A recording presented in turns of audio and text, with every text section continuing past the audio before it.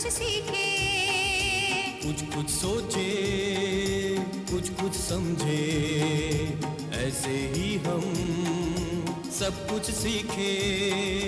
कुछ कुछ सोचे, कुछ कुछ समझे, कुछ कुछ सोचे, कुछ कुछ समझे।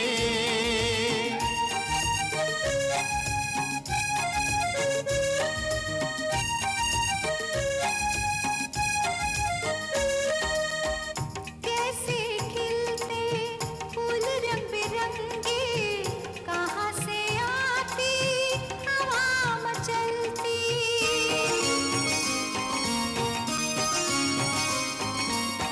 क्यों है पानी का रंग रुपहला, होता है क्यों आकाश नीला। ऐसे तो हैं प्रश्न हजार जो मन में उठते बार बार। विज्ञान देता सबका उत्तर, आओ जाने साथ मिलकर, आओ समझे साथ मिलकर। कुछ कुछ सोचे, कुछ कुछ समझे, ऐसे ही हम सब कुछ सीखे। कुछ कुछ सोचे, कुछ कुछ समझे, ऐसे ही हम सब कुछ सीखे। कुछ कुछ सोचे, कुछ कुछ समझे, कुछ कुछ सोचे, कुछ कुछ समझे, कुछ कुछ सोचे, कुछ कुछ समझे।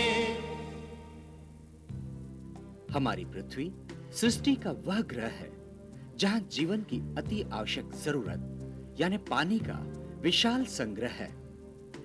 पानी जीवन धारा की बहुमूल्य जरूरत है। यही पानी बीमारी फैलाने वाले जीवाणुओं को फैलाने में भी मदद करता है। यदि पानी संग्रह करने के साधनों को या उन स्थानों को जहां पानी संग्रह किया जाता है वहां साफ सफाई न रखी जाए तो यही पानी जन समुदाय में भी बहुत सी बीमारियां ला सकता है।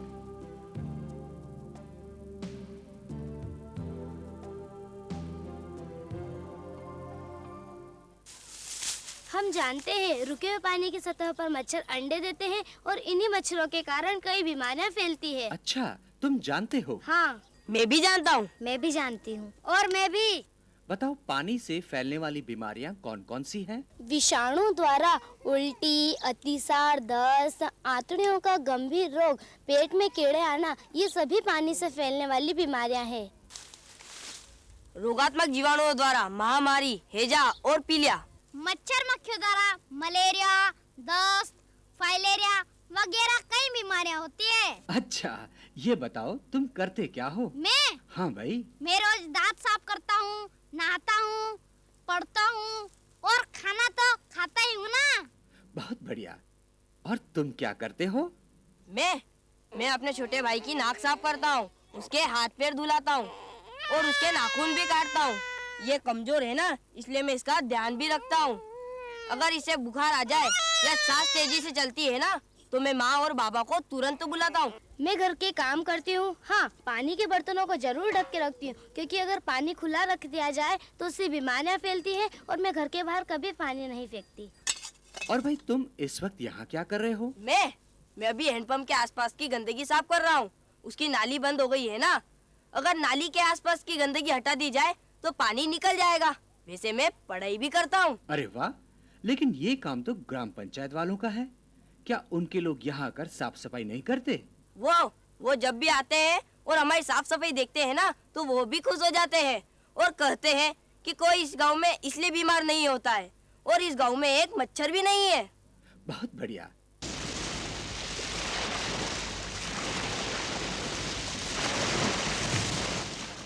जल जीवन है, परंतु जब यह दूषित होता है तो बीमारी फैलती है। हमारे देश में प्रतिवर्ष हजारों बच्चे दूषित पानी से होने वाली बीमारियों के कारण मरते हैं। दूषित पानी से होने वाली बीमारी दो हिस्सों में बंट सकती है: पानी से होने वाली बीमारियां और पानी से संबंधित बीमारियां। पानी से होने वाली बीमारियां जैसे कि दस्त, आंव, कॉलेरा, टाइफाइड यानी मोती झरा, पीलिया, पोलियो। और पानी से संबंधित बीमारियां कृमि, मलेरिया, हाथी पांव और नारू। इसके अलावा पानी में फ्लोराइड की अधिक मात्रा से होने वाली बीमारी फ्लोरोसिस है। कई बार त्वचा एवं आंख की छूत पानी के कारण ही फैलती है।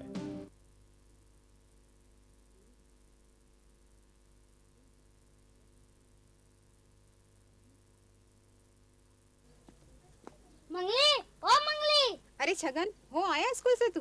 मंगली नहीं आई। वो बीमार है, उसे मलेरिया हो गया है। क्या हुआ मंगली? मौसी की लड़की की शादी थी, हम रामपुर गए थे। बहुत मच्छर थे उस गांव में, ऐसा काटा मच्छर ने कि मैं तो बीमारी हो गई। और यही नहीं, इसके अलावा माँ के पेट में दर्द है, पूरा खुला भोजन पड़ा था वहाँ, सभी घर के लोग बीमार हो गए। यानी तुम्हें मलेरिया हुआ है? हाँ, तुम्हें मलेरिया के बारे में पता है? आज ही पढ़ाया था स्कूल में, पानी व गंदगी से फैलने वाली बीमारियों के बारे में। इसकी दवाई अच्छी तरह से लेना, जितने दिन की दवाई हो इतने दिन पूरा कर लेना तो ठीक हो जाओगी, समझी ना? बीमारी को फैलाने का सबसे आम कारण है मच्छर और मक्खियां। खुले स्थानों पर मनुष्य के मल, पशुओं के गोबर और कूड़े करकट में सबसे ज्यादा मक्खियां पैदा होती हैं। खुला हुआ बाजारी खाना और रास्ते पर बिकते हुए खाने के पदार्थों पर मक्खियां भिनभिनाती रहती हैं। मक्खियों का खाने का तरीका अनोखा है। मक्खियां ठोस भोजन नहीं खा सकती। यह भोजन पर लार टपकाकर उसे मुलायम कर देती है और फिर चूस लेती है। मक्खी की लार में मौजूद मल के रोगाणु और उसके रोएदार पैरों पर चिपके मल के कण भोजन और मिठाइयों पर जम जाते हैं। मक्खियों द्वारा छोड़े गए रोगाणुओं और मल से भोजन या पदार्थ दूषित हो जाता है और ऐसा पदार्थ खाने से व्यक्ति आसानी से बीमार हो जाता है। उसे दस्त, अतिसार हो जाता है और फिर एक बीमार आदमी द्वारा निकाले जीवाणु मानव मल के जरिए सीधे या अन्य किसी जरिए एक मनुष्य से दूसरे मनुष्य तक पहुंचते हैं। इस तरह एक मनुष्य ही पूरे समुदाय में डायरिया यानी अतिसार, कॉलेरा, पीलिया, टाइफाइड यानी मोती झरा वगैरह बीमारियां फैलाने का कारण बनता है। मल त्याग करने के बाद हाथ अच्छी तरह से नहीं धोने से दस्त के कीटाणु नाखून में भर जाते हैं। ऐसे गंदे हाथ से भोजन करने से दस्त होते हैं। इन्हीं हाथों को मटके में डुबोकर पानी निकालने से दस्त के कीटाणु पानी में मिल जाते हैं। ऐसा पानी पीने से दस्त होते हैं। कई बार सब्जियों और फलों पर गोल कृमि के अंडे चिपके होते हैं। इसलिए सब्जी को पकाने से पहले और फलों को खाने से पहले मल कर धोना चाहिए। ऐसा न करने से भी बीमारियां फैलती हैं। तालाब पर बर्तन धोना, कपड़े धोना, पशुओं को नहलाना या कुओं में नहाने वगैरह से पानी दूषित होता है और बीमारियां फैलती हैं। जगह जगह पर गड्ढों में या रास्तों पर रुका हुआ पानी, खासकर बारिश के बाद जो गड्ढों में भरता है, वह मच्छर बहुत आसानी से पनपते हैं। मच्छर कई तरह के होते हैं। गंदे नाले में, रुके हुए कई दिनों से ठहरे हुए पानी में, कचरे वगैरह में मच्छर पनपते हैं। आओ देखें मादा एनोफिलिस मच्छर कैसे पैदा होते हैं।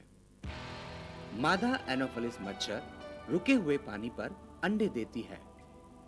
कुछ दिनों बाद अंडे में से लार्वा निकलता है। लगभग 1 सप्ताह बाद यह प्यूपा में बदल जाता है।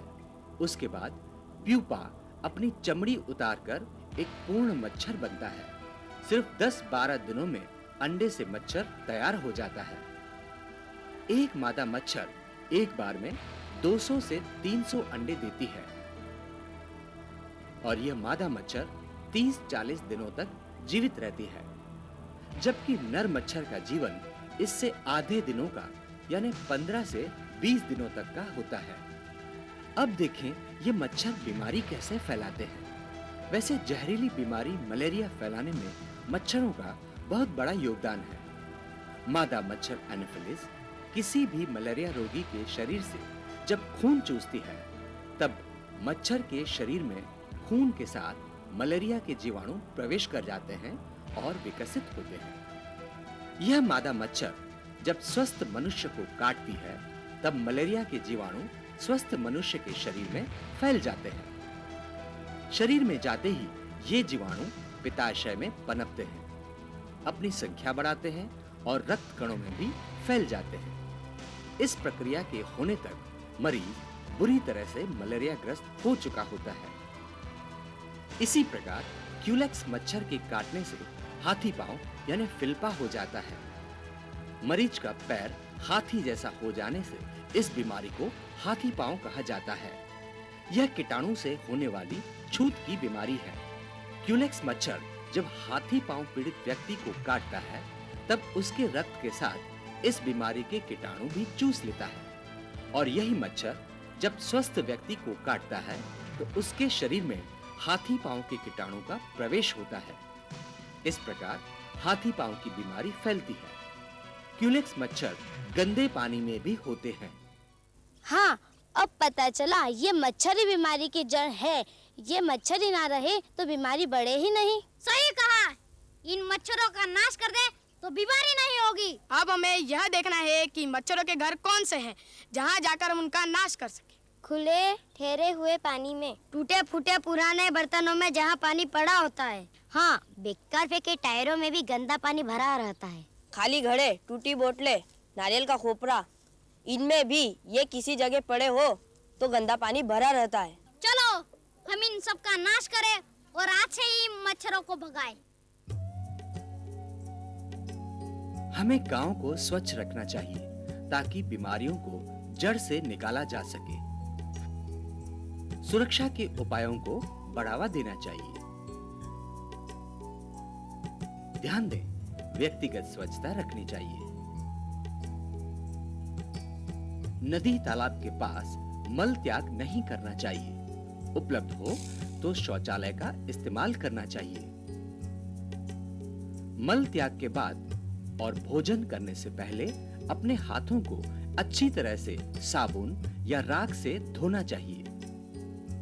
पानी को हमेशा 2 पड़ के छन्ने से छानकर पीना चाहिए।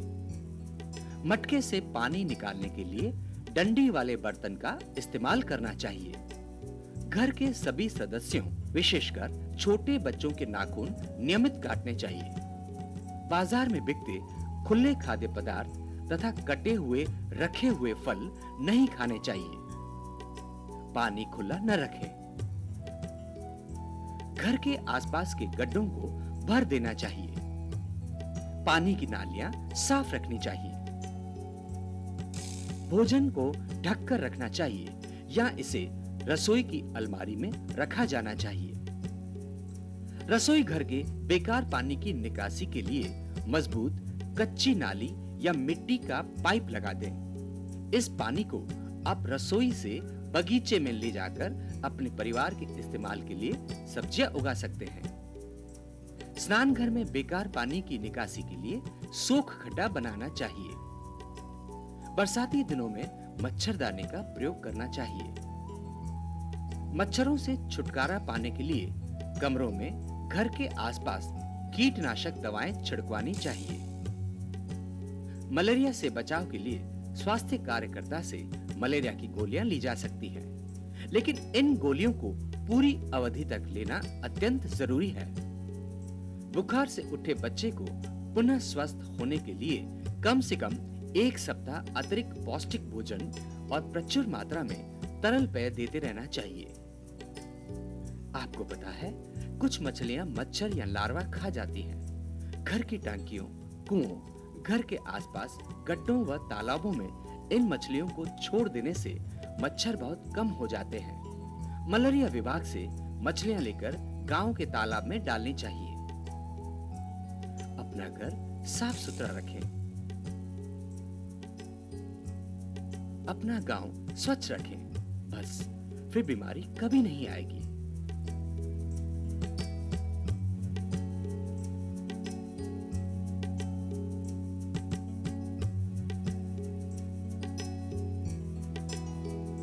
चलो हम एक बार फिर से देखें आज हमने क्या सीखा। हमने सीखा मच्छर और मक्खियों से बीमारियां फैलती हैं। रुके हुए पानी में, गंदे नाले में, कई दिनों से पड़े हुए पानी तथा कचरे वगैरह में मच्छर पनपते हैं।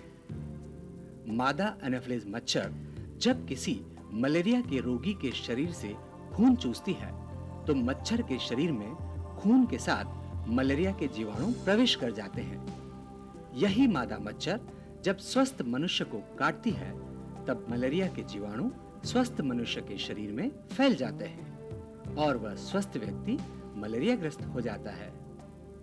हमें खुला हुआ खाना या बाजारी खाना नहीं खाना चाहिए जिस पर मक्खियां भिनभिनाती हैं। ऐसा खाने से हमें पेट की बीमारी तथा अन्य बीमारियां हो सकती हैं।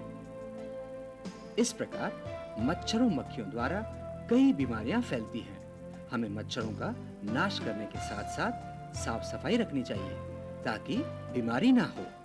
अब हम अच्छी तरह से समझे, यदि असुरक्षित स्रोत से लेकर पानी पिया जाए तो उससे अतिसार वाली बीमारियां, टाइफाइड, बुखार और हैजा जैसे रोग भी हो सकते हैं। यानी कि तालाब, पोखर आदि से जिनमें क्लोरीन नहीं डाला गया हो, ऐसे पानी को पीने से पहले उबाल लेना चाहिए। खासकर बरसात के मौसम में ऐसा जरूर करना चाहिए। पानी के मटके में क्लोरीन की 2 गोलियां डालकर उसे 2 मिनट तक हिलाना चाहिए और 2 घंटे तक छोड़ देना चाहिए। फिर वह पानी पीने योग्य हो जाता है क्योंकि क्लोरीन द्वारा सूक्ष्म कीटाणु मर जाते हैं। भले ही क्लोरीन किया हुआ पानी का स्वाद बदल जाता है, लेकिन यह पीने के लिए सुरक्षित होता है। हाँ, और क्लोरीनीकरण कभी भी धातु के बर्तन में नहीं करना चाहिए। वाह वाह, ये तो सच बात है। हमें अपने गांव की भी साफ सफाई पर ध्यान रखना चाहिए। सुनो सुनो, मैंने एक गीत लिखा है, सुनाता हूँ। फूलो फलो खेलो खाओ, मच्छर बीमारी दूर भगाओ, घर घर से अज्ञान मिटाओ, साफ सफाई तुरंत अपनाओ। यह बात सबको समझाओ, बीमारियों से मुक्ति पाओ। सुनो सुनो भाई, यहाँ देखो, आपसे एक सवाल पूछना है। ऐसा है, यदि आप किसी अनजानी जगह पर हो, पता नहीं वहाँ पीने का पानी कैसा हो और आपको प्यास लगती है, और ऐसे में यदि आपको गर्मा गर्म चाय मिल जाए तो क्या चाय से प्यास मिटाई जा सकती है? यानी अनजानी जगह पर पानी की जगह यदि चाय पी जाए तो क्या ज्यादा सुरक्षित है? बताओ, जवाब दो।